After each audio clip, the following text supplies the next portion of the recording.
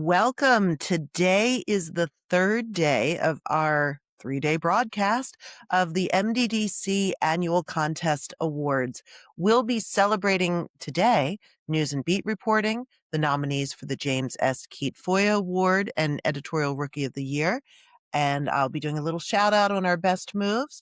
I also want to remind you that we will be celebrating our best of show winners and doing a recap of all of our award winners at our in-person conference tomorrow, May 8th in Annapolis. Before we get started, again, I want to thank our sponsors, the AARK Foundation, the Maryland Chamber of Commerce, Bridge, Washington Gas, Pulse Research, Loyola University Maryland Emerging Media, MDDC Press Advertising Services, and Metro Creative Graphics, Inc., all of whom support local media. And we would not be able to have such a lovely conference and awards celebration without their support. So thank you. Again, this is your last reminder. Polls will close today at 11:59 p.m.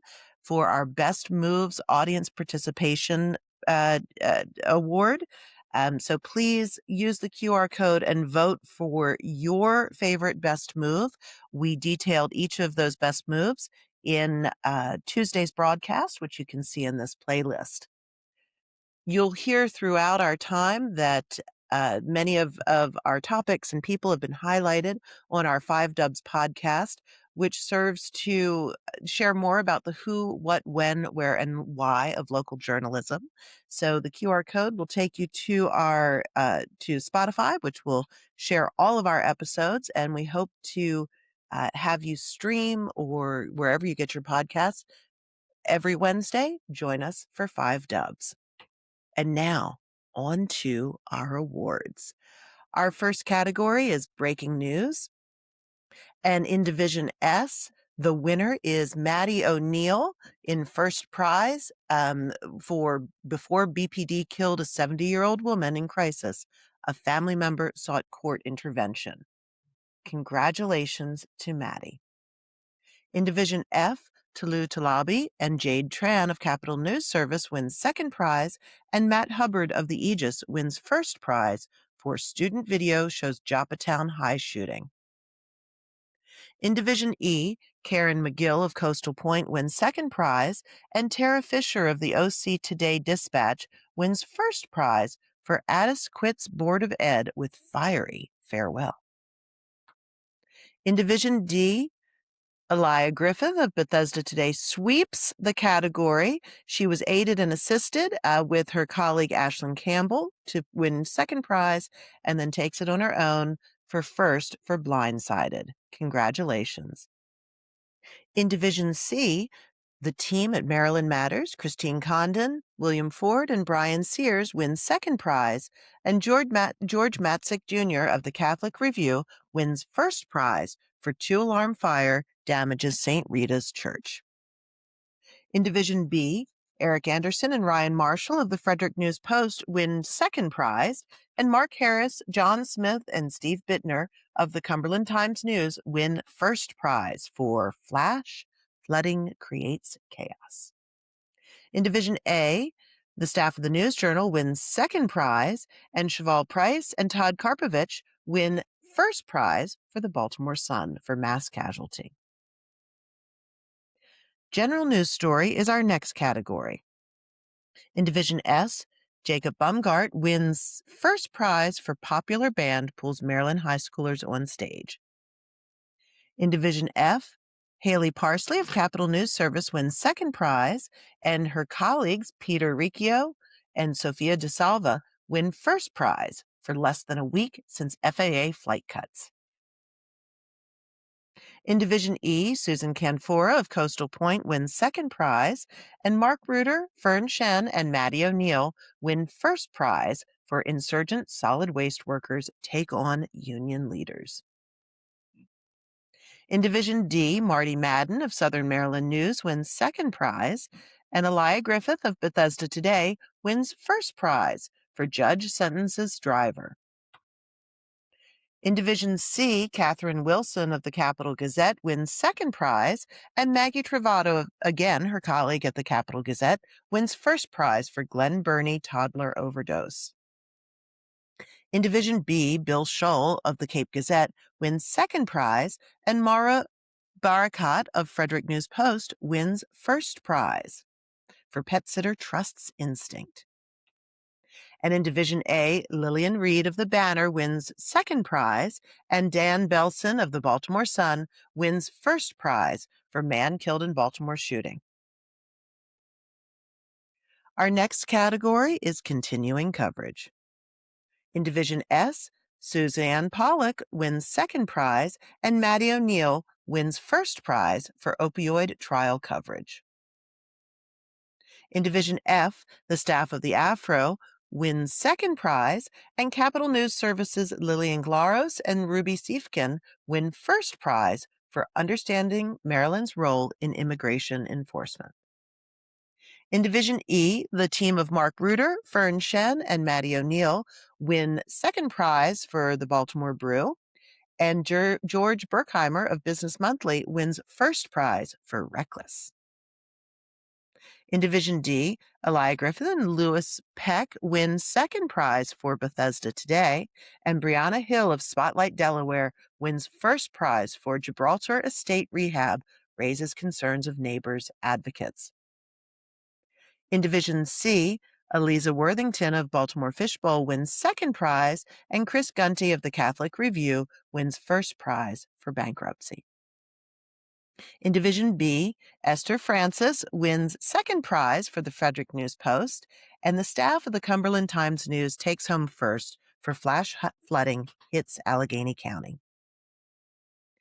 In Division A, Kelly Powers and Shane Brennan of the News Journal win second prize, and Jeff Barker of the Baltimore Sun takes home first for sports betting exclusives. Our next category is investigative reporting. In Division S, Maddie O'Neill sweeps the category, taking home first and second prize. She won second for He Admitted Filthy Chats with a Teen out in Cumberland. And in first prize, she won for Thousands of People Say They Were Sexually Abused in Maryland Juvenile Detention Centers. In Division F, Joe Ilardi and Morgan Simpson of the Baltimore Business Journal win second prize, and the Howard Center for Investigative Journalism, Capital News Service, wins first prize for Off the Rails. In Division E, Mark Reuter of the Baltimore Brew sweeps the category, winning first and second prize. His first prize entry was Maryland's Public Employee Union quietly loses $1 million in phishing scam. In Division D, Timothy Wheeler and Whitney Pipkin of Bay Journal win second prize, and the Baltimore Beat's Logan Hullinger and Sonia Comiti win first prize for WNADA Director Chad Williams' Unchecked Power. In Division C, Brian Sears of Maryland Matters wins first prize for federal filing by shadowy group trolling Moore leaves questions unanswered. In Division B, Cioli Jacoby and Mara Barakat win second prize for the Frederick News Post, and Chris Flood of Cape Gazette takes home first for Rehoboth using AI to track license plates.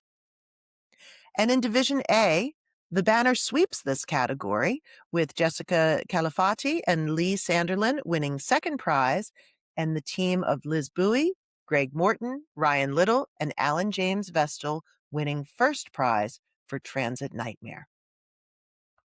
It's a good time to note that we have a new category or a new special prize within the contest this year, provided by the AARK Foundation. At the QR code, you can listen to the podcast with Tracy DeFrancesco, the executive director of the AARK Foundation, which provides cash prizes for investigative reporting throughout the country, and we're very proud to team with them to provide a cash award for reporting in Maryland, Delaware, and D.C. And so at our awards program on Friday, we will be announcing the first, second, and third place winners for both Maryland, Delaware, and the district.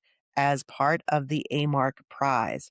First place, it will be $5,000 for the reporters and $2,500 for the outlet. Second place is $3,000 for the reporters and $1,500 for the outlet. And third place is $2,000 for the reporters and $1,000 for the outlet. So stay tuned so we can celebrate.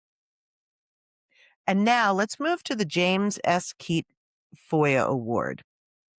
This is a an award that honors James S. Keat, who was a longtime editor at the Baltimore Sun, and it focuses on a body of work which may include news stories, columns, editorials, or documents that shows a news organization's efforts to, 1, gain access to public records, 2, pursue open meetings, or 3, address other FOI issues. Each nominee included a summary letter describing the arc of the work and the effect the work had on the public.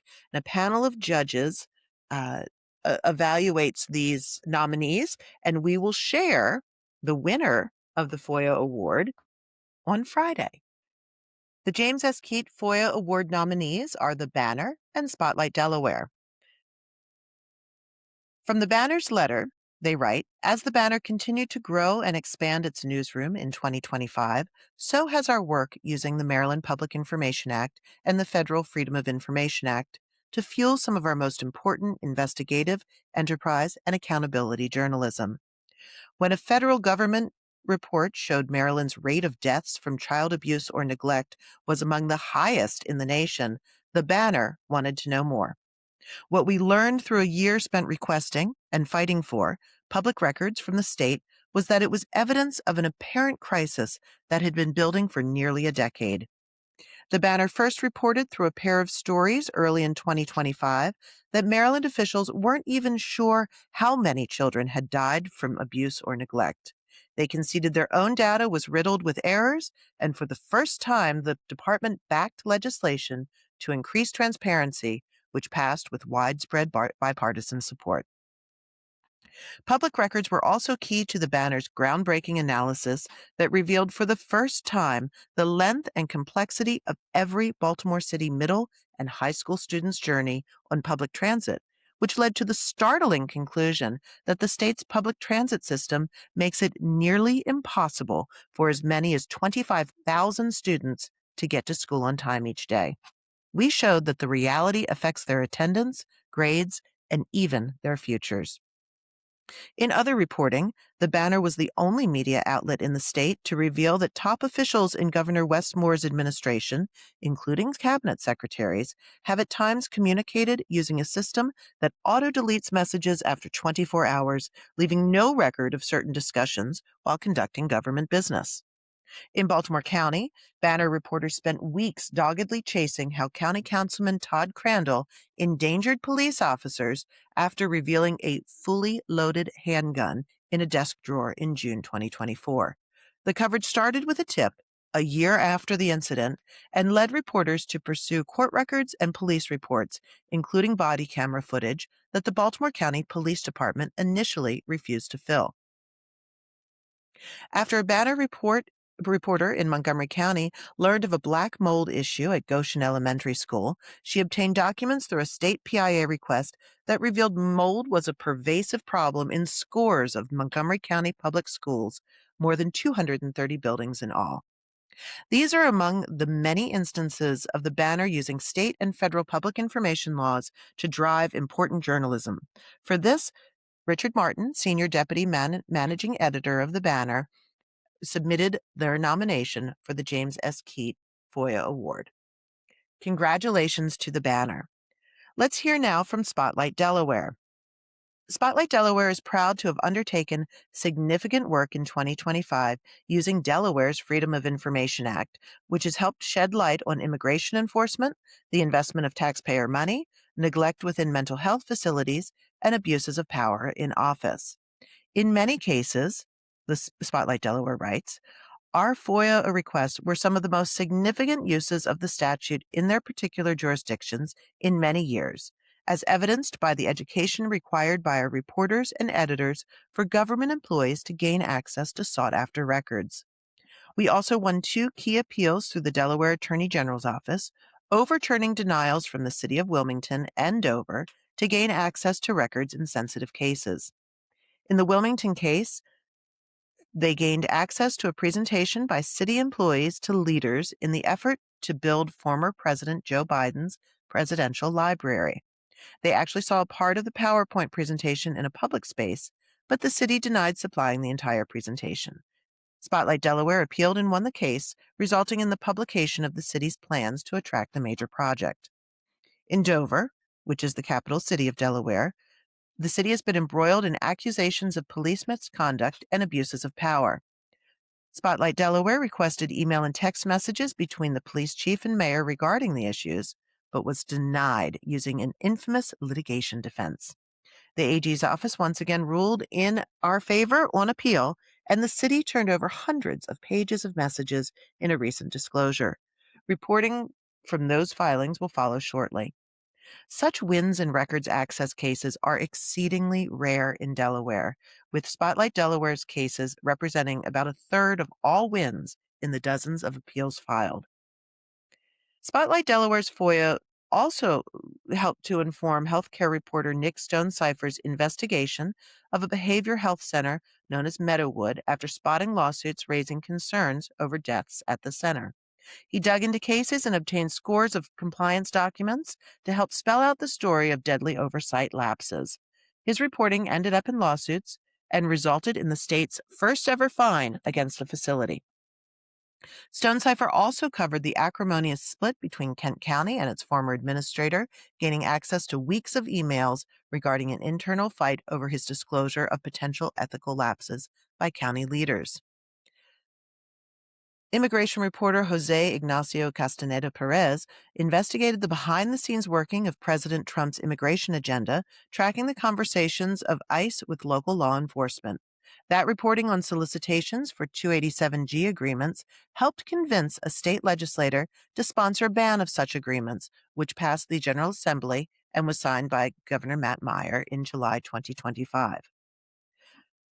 Spotlight Delaware also hosted a panel discussion in April 2025 that brought together legal experts to discuss the First Amendment, the FOIA, the role of a free press, and the threats to those freedoms underway by state and federal legislators. They expected a few dozen interested community members to join, but instead filled a classroom and dozens more online for an attendance of more than 100 people. Spotlight Delaware was founded in January 2024 to embolden investigative journalism in the first state, and we couldn't be more proud of the efforts we've been able to complete in our first 2 years. Written by Jake Owens, Editor-in-Chief of Spotlight Delaware. Congratulations, Spotlight Delaware, and to both of our nominees. We will share the winner of the James S. Keat FOIA Award on Friday. Looking forward to that. Our next category is local government. In Division F, Matt Hubbard of the Aegis wins second prize, and Will Bontrager of Kent County News wins first prize for Victim of Violent Chestertown Crime Comes Forward. In Division E, Fern Shen and Mark Reuter are a dream team, winning first and second prize for the Baltimore Brew. Their first prize entry was Unsafe Conditions for City Sanitation Workers. In Division D, Brianna Hill of Spotlight Delaware wins second prize, and Maggie Reynolds, her colleague, wins first prize for Georgetown homeless population spurs resident ire. In Division C, Christine Condon of Maryland Matters wins second prize, and Ed Guntz of Baltimore Fishbowl wins first prize for his article, Baltimore's Public Art Commission Gets Sweeping Overhaul. In Division B, Nolan Wilkinson, proud graduate, wins both pieces of this category, winning first and second prize for the Frederick News Post. The first place article was Council Members' Energy Lobbying Draws Scrutiny. Congratulations to Nolan.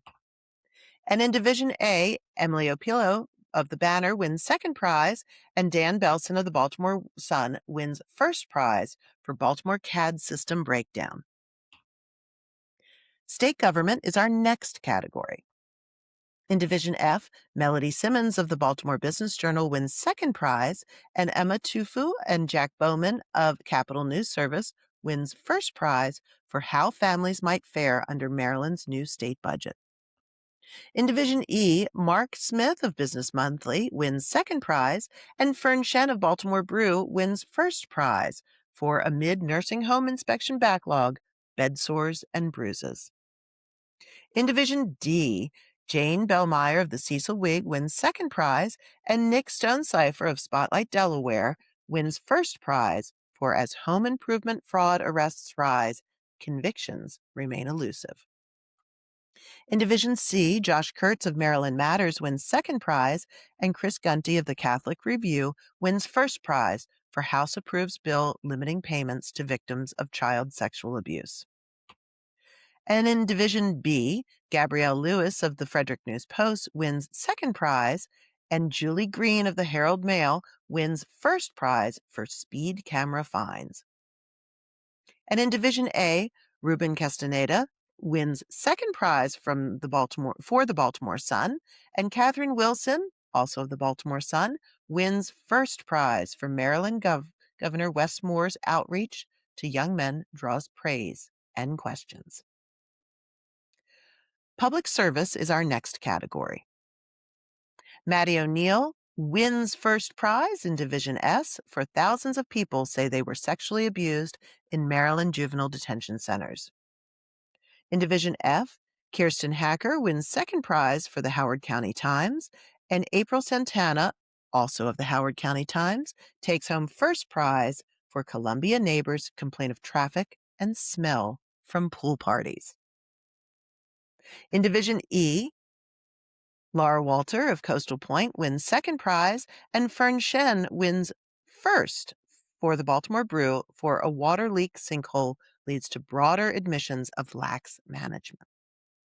In Division D, Riley Dalber of Southern Maryland News wins second prize, and Carl Baker and Tim Carlin of Spotlight, Delaware win first prize for Get Involved. And in Division B, the Cumberland Times News staff wins first prize for the latest flash flooding. And in Division A, Crystal Griffin of the News Journal wins second prize, and Dylan Sagelbaum of the Banner wins first prize for Court Commissioner Series. Our next category is the Wildcard category. This topic changes each year based on topical interest in current events. This year, for 2025, the Board of MDDC chose Impact of Trump Administration Policies on Local Communities. Let's see our winners. In Division F, Matt Hook of the Baltimore Business Journal wins second prize, and Jennifer Antonick of Delaware Business Times wins first prize for Federal Cuts, Local Consequences. Delaware nonprofits face new era of funding shifts and rising costs. In Division E, Fern Shen of Baltimore Brew wins second prize, and Tara Fisher of OC Today Dispatch wins first prize for Sheriff Says ICE Won't Go into Schools. In Division D, the Bay Journal staff wins second prize, and Jose Ignacio Castaneda Perez wins first prize for Spotlight, Delaware for Incredibly Dystopian. In Division C, Eliza Worthington wins second prize for Baltimore Fishbowl, and Christine Condon wins first prize for Maryland Matters for My World is Flipped on Its Head Right Now. In Division B, Cioli Jacoby wins second place for the Frederick News Post, and her colleague Mara Barakat wins first prize for Food Banks See Higher Need Amidst Shutdown. Our next category is news-driven multimedia storytelling. In Division F, Ella Jalil and Adam Hudasek of Capital News Service win first prize for Doge is Cutting GSA Leases. In Division E, DeMarco Rush of the Washington Informer wins first prize for statue of Barbara Rose Johns unveiled in U.S. Capitol. In Division C, Eddie Calkins sweeps this category for Baltimore Fishbowl, winning first prize for his article, thousands gather at No King's Day protest in Baltimore's Patterson Park.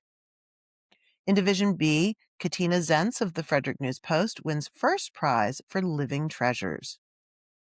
And in Division A, the banner sweeps this category with Alyssa Zhu, Anna Rubenstein, and Jessica Gallagher winning second prize, and Liz Bowie and Greg Morton winning first prize for the banner for Transit Nightmare. Our next category is business reporting. Jacob Bumgart of wins first prize in Division S for Truckers Face Roller Coaster Ride year after Key Bridge collapse. And in Division F, Victoria Mykonos of the Afro wins second prize, and the staff of the Capitol News Service win first for Baltimore Key Bridge Impact. In Division E, Karen McGill of Coastal Point wins second prize, and Maddie O'Neill, writing for the Baltimore Brew, wins first prize for money lending apps that prey on the poor get help from Annapolis. In Division D, Jake Owens of Spotlight Delaware wins second prize, and Max Schaefer of Bethesda Today wins first prize for one laid-off federal worker. It's time to sell sausages. In Division C, Brian Sears of Maryland Matters wins first prize for Vice Chair of House Panel, says tech tax drove decision to move business to Virginia. And in Division B, Chris Flood of Cape Gazette wins second prize, and Rachel Conazy of the Daily Record wins first prize for One Size Fits One. In Division A, Lorraine Mirabella of the Baltimore Sun wins second prize, and the banner takes home first prize with Haley Miller, Giacomo Bologna, and Sahana Jairaman winning for the housing hustle igniting a foreclosure crisis in Baltimore. I'd now like to take a moment to hear from one of our sponsors, the Maryland Chamber of Commerce. Maryland has the talent, the location, the potential. The question isn't whether Maryland can compete, it's whether we'll remove the barriers holding back the people already doing it. This is our moment to build a Maryland where every business can grow and every community can thrive.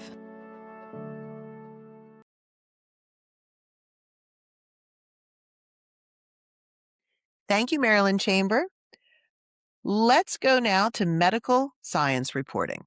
Our winners in Division F are Matt Hook of the Baltimore Business Journal in second place, and Joe Ilardi, his colleague, in first place. And Joe won for a chronic condition. Independent pharmacies struggle to fill the gaps as major chains close stores.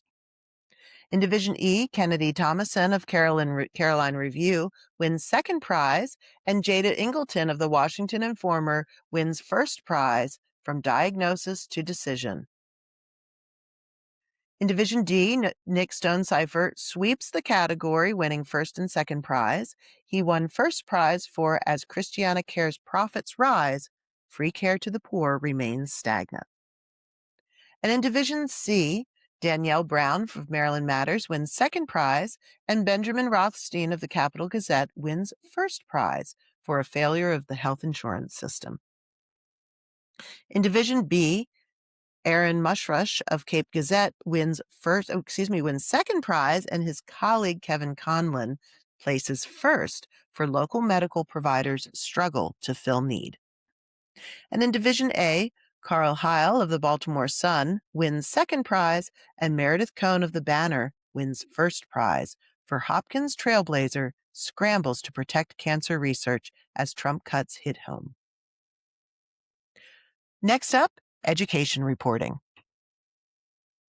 Jacob Baumgart wins Division S with flash mob surprises teacher retiring after 34 years. In Division F, Matt Hook of Baltimore Business Journal wins second prize, and Sophia De Silva and Molecule Jangiwali of Capitol News Service wins first prize for crackdown on international students continues with threats on F1 visas. Laura Walker of Coastal Point wins second prize in Division E, and Kennedy Thomason of Caroline Review wins first prize for What About the Band? And in Division D, Ashlyn Campbell of Bethesda Today wins second prize, and Julia Marola of Spotlight, Delaware wins first prize for how a Wilmington educator is taking guessing out of classroom reading. In Division C, William Ford of Maryland Matters wins second prize, and George Matzik Jr. of the Catholic Review wins first prize for Emmy Award-winning journalist navigates path to success with help from Catholic education. And in Division B, Esther Francis of the Frederick News Post sweeps this category, winning first and second prize. Her first place entry was entitled Bus Driver Shortage. And in Division A, the banner sweeps this category. Liz Bowie's the anchor in both first and second place. For her second prize story, she's joined by Greg Morton and Alan James Vestal, and she takes it alone for the banner in first for how a MAGA school board takeover roiled an Eastern Shore county. Our next category, or next award, is the Editorial Rookie of the Year. And you may not know it, but many of our previous editorial rookies of the year are scattered throughout this presentation because our editorial rookies of the year really are the best of the best. And this award honors a new journalist with less than 18 months professional experience in the field. Submissions included clips of the reporter's work, a letter of recommendation from the manager, and specificity about what has impressed that manager about the reporter. Here are our nominees.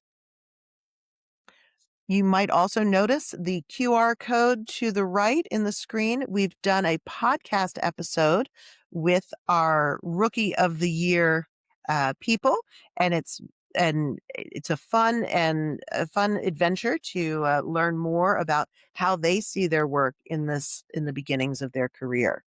So let's hear a little bit of excerpt from each of our nominees' letters. So Mara Barakat of the Frederick News Post is our first nominee, and she actually interned for the Frederick News Post in 2023, and then they were thrilled to hire her in 2025.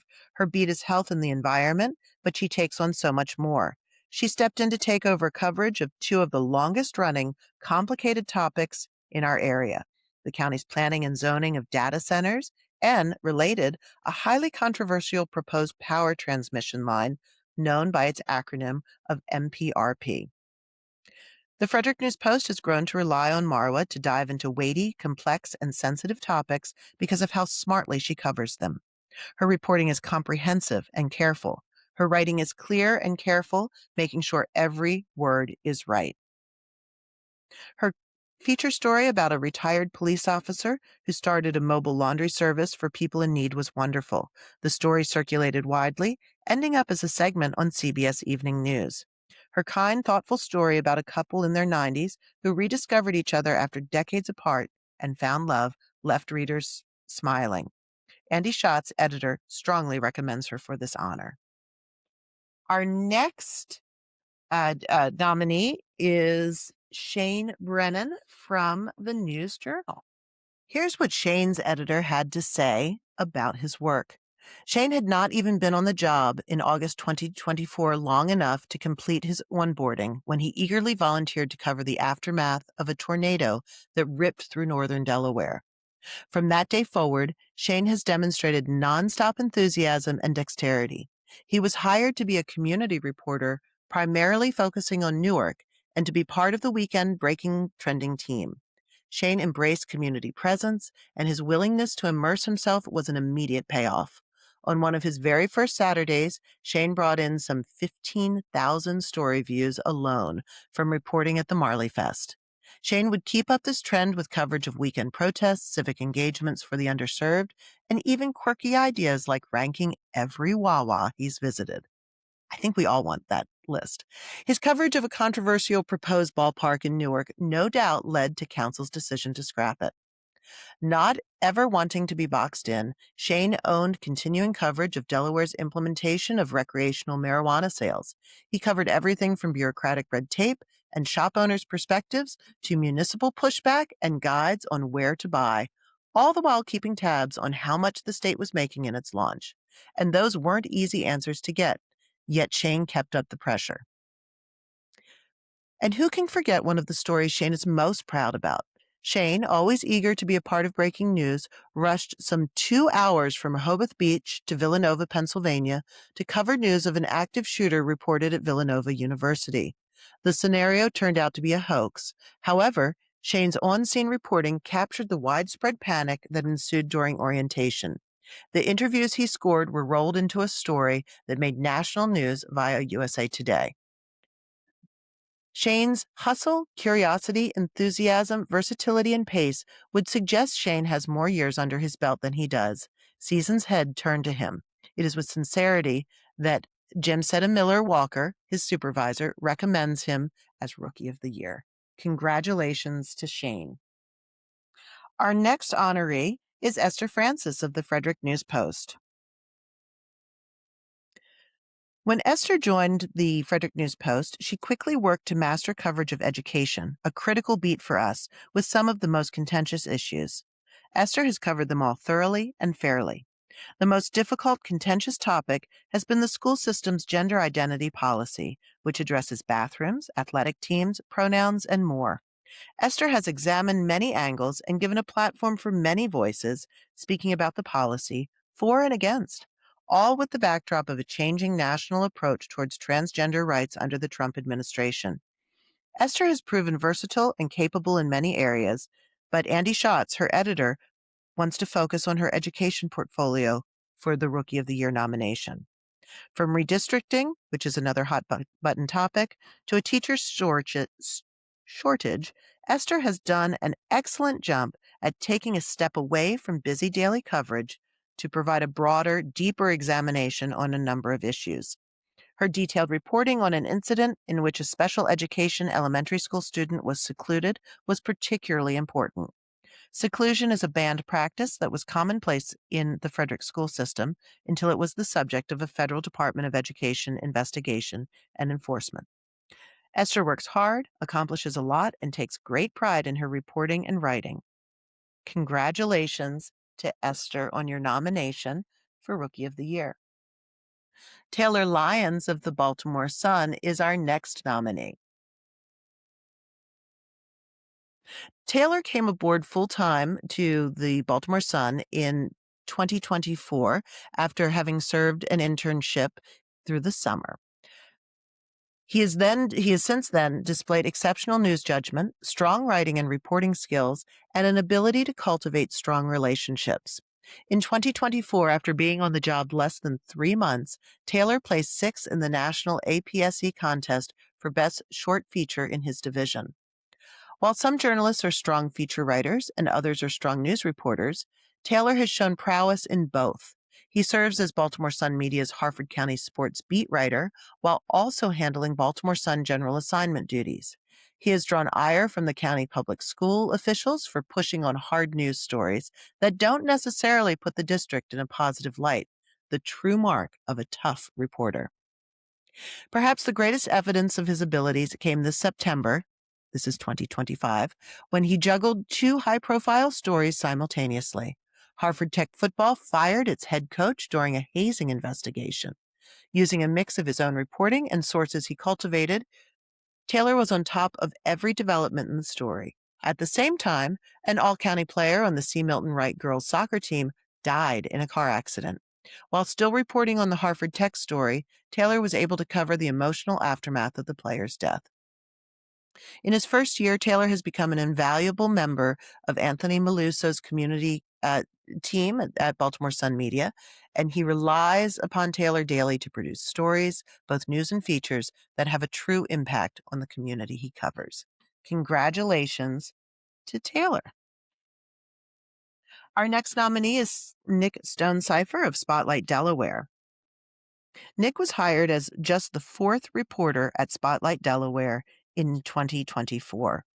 In college, he showed the drive to pursue big stories, serving as editor-in-chief of Penn State University's student newspaper. And he showed that knack also when he came to Delaware. He expressed an interest in the opioid crisis and began looking into how recent settlement funds were being used in Delaware. It was a story that had not been written about in the state, but he adapted questions from reporting in other states. Less than a month after he began poking into the issue, we learned that the Delaware Attorney General had raised concerns that the multi-million-dollar settlement fund was at risk of fraud and abuse. Nick immediately began submitting FOIA requests for documents, emails, and applications. Over the course of 4 months, he uncovered additional misuse of the money, detailed the behind-the-scenes fight between the AG and Lieutenant Governor on the topic, and ultimately released hundreds of pages of previously private documents that revealed a lack of oversight on what grantees did with the millions of dollars in funding. It was often squandered on pamphlets and Little League signage rather than direct intervention support. Since then, Nick has continued to hold the powerful to account, writing stories about how Maryland officials were secretly lobbying Delawareans to oppose an offshore wind project. Nick has become a backbone for editorial coverage in our newsroom, as his ability to fact-find and create story ideas independently has led to coverage not otherwise being provided elsewhere in the state and not being generated by an editor.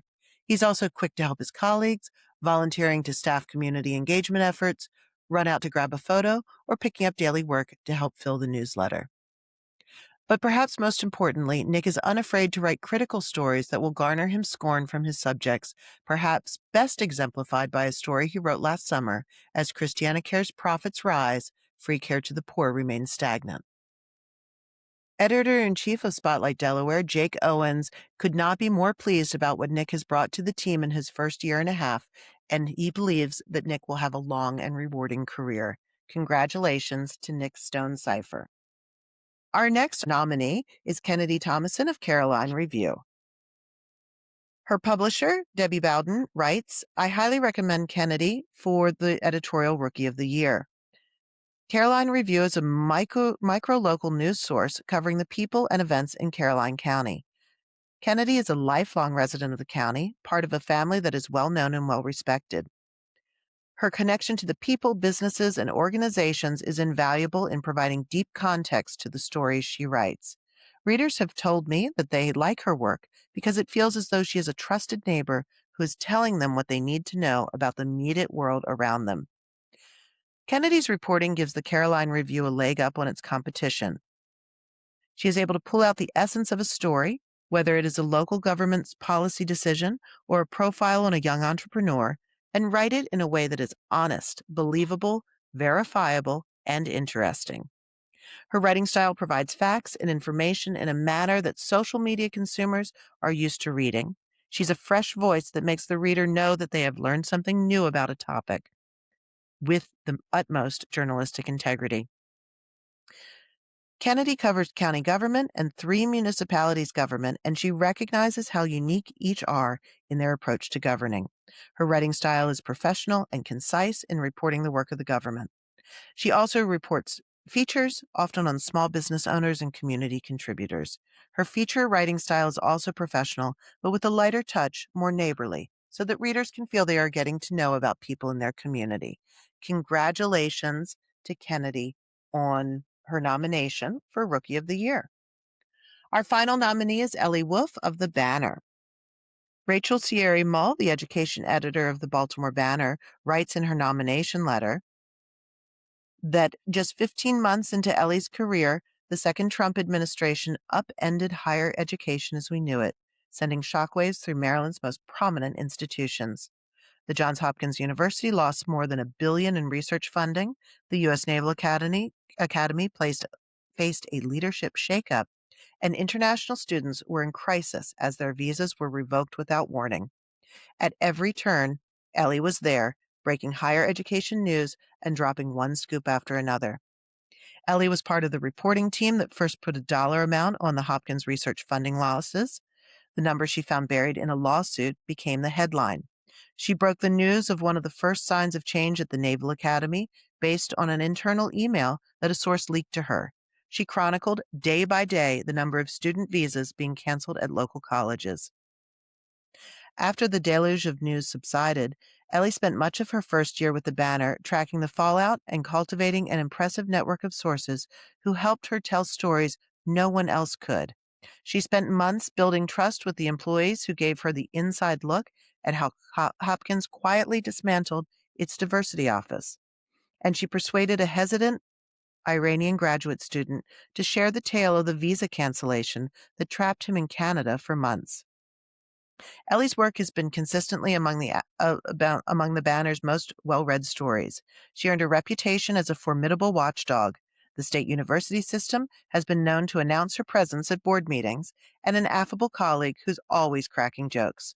She's the sort of fearless reporter who'll cover a protest in the pouring rain one day and shadow conservative commentators the next.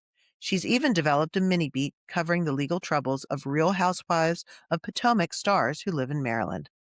Ellie is a rising star both at the Banner and in the field, and Rachel is proud to nominate her for Rookie of the Year.